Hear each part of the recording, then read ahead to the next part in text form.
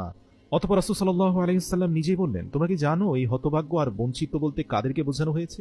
সাহাবীরা বলেন, ইয়া রাসূলুল্লাহ, জানতে চাই। তখন নবী করিম সাল্লাল্লাহু আলাইহি ওয়াসাল্লাম বললেন, যে ব্যক্তি নামাজ ছেড়ে দেয় সেই সবচেয়ে হতভাগ্য, বঞ্চিত। ইসলামে তার কোনো অংশ নেই। নামাজ ঈমানদারের জন্য মেরাজ সমতুল্য। আল্লাহ পাক নামাজের প্রথম সিজদায় মানুষকে জানিয়ে দেন যে তোমাকে এই মাটি দিয়ে সৃষ্টি করেছি।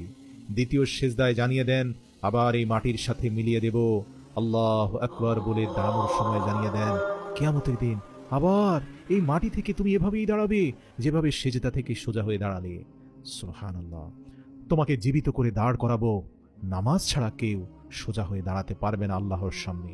আমরা সবাই জানি ইসলামের 5টি ভিত্তি রয়েছে: ঈমান, নামাজ, রোজা, হজ, যাকাত। দেখুন, ঈমান বা স্বীকৃতির পরেই নামাজের স্থান চলে আসলো। আল্লাহু আকবার, আল্লাহর সামনে হাজির হওয়া, তার ডাকে সাড়া দেওয়া।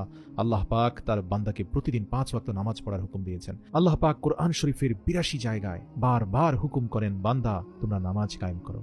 হুজুর পাক সাল্লাল্লাহু আলাইহি সাল্লাম বলেন, নামাজ হলো বেহেশতের চাবি। চাবি ছাড়া যেমন তালা খোলা যায় না, তেমনি নামাজ ছাড়া বেহেশত পাওয়া যাবে না। কমেন্ট করে বলুন তো, আমাদের এই মুহূর্ত থেকে কি করা উচিত যদি সত্যি বেহেশতের তালাটি আমরা খুলতে চাই?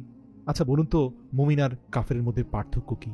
একটু কমেন্ট করে আমাকে জানান তো, সত্যি আপনি তা অনুভব করেন কিনা।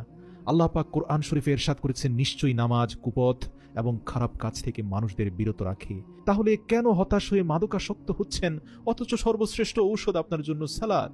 আত্মনিয়ন্ত্রণের, আত্মপরিশুদ্ধির শ্রেষ্ঠ ঔষধ সালাত, মাদক নয়।